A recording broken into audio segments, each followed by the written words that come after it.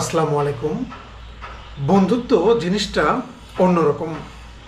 সাকিব তামিমের বন্ধুত্ব দেখেন না, গত কয়েক বছর বলি তাদের মধ্যে একটা বৈরী সম্পর্ক বিরাজ করছে, মানে এক ধরনের দা কুমড়ো সম্পর্ক।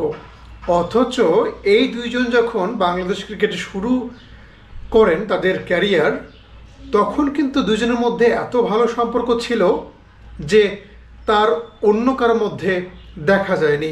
মানে তারা দুজন সবচেয়ে ভালো বন্ধু হিসেবে পরিচিত ছিলেন এই বাংলাদেশ ক্রিকেটে।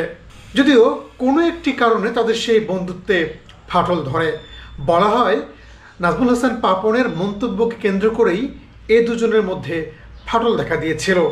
আর তাদের ফাটলের কারণে কিন্তু সবচেয়ে বড় ক্ষতিটা হয়েছে বাংলাদেশ ক্রিকেটের, সে কথা আপনারাও জানেন। যাই হোক, সেটা নিয়ে আলোচনা না করি। আজকের যে আলোচনার বিষয় তা হচ্ছে সাকিব টেস্ট এবং টি-20 থেকে অবসরের ঘোষণা দিয়েছেন। আপনারা জানেন যে বাংলাদেশে যদি তার না আসা হয় তাহলে ভারতের কানপুরে যে টেস্ট ম্যাচ শুরু হয়েছে আজকে, সেটাই হতে পারে সাকিবের শেষ টেস্ট ম্যাচ।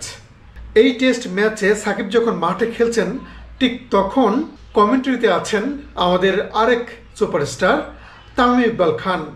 আজকে ম্যাচ শুরুর সময় তামিম ইকবাল একটি কথা বলেছেন, আপনারা জানেন যে সামাজিক মাধ্যমে তা ভাইরাল হয়েছে। সেই কথাটি হলো, আমি একটু পড়ে শোনাই যে তামিম ইকবাল খান কি বলেছেন সাকিবকে নিয়ে। সাকিবের প্রসঙ্গে বলতে গিয়ে তামিম ইকবাল বলেছেন, সাকিব শুধু গত 20 বছরের শীর্ষ 5 অলরাউন্ডারের একজন নয়, সে টেস্ট ক্রিকেটের ইতিহাসে সেরা 5 অলরাউন্ডারের মধ্যে একজন। বুঝতে পারছেন যে সাকিবের পাশে কিভাবে দাঁড়িয়েছে তামিম ইকবাল খান। সে সাকিবকে সেরা 5, একদম টেস্ট ক্রিকেটের ইতিহাসে সেরা 5 জনের একজন দাবি করেছেন। এটা তো হওয়ারই কথা ছিল এবং এটা আসলেই তো। সাকিব বাংলাদেশের ক্রিকেটকে যে পর্যায়ে নিয়ে গেছেন বা সাকিব নিজেকে যে পর্যায়ে নিয়ে গেছেন, সেখানে তার নাম ইতিহাসে লেখা থাকবে।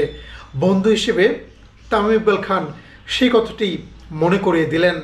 আমরা চাই তাদের দুইজনের মধ্যে যে বন্ধুত্বটা একসময় ছিল, মাঝখানে সেটা ভাটা পড়লেও এই দুইজনের বন্ধুত্ব যেন আগামীতে আবারও আগের পর্যায়ে চলে আসে। একজন ক্রিকেট ভক্ত হিসেবে আমরা চাই তামিম ইকবাল ও সাকিব আল হাসানের নাম পাশাপাশি থাকুক। এই দুইজন বাংলাদেশ ক্রিকেটের সুপারস্টার।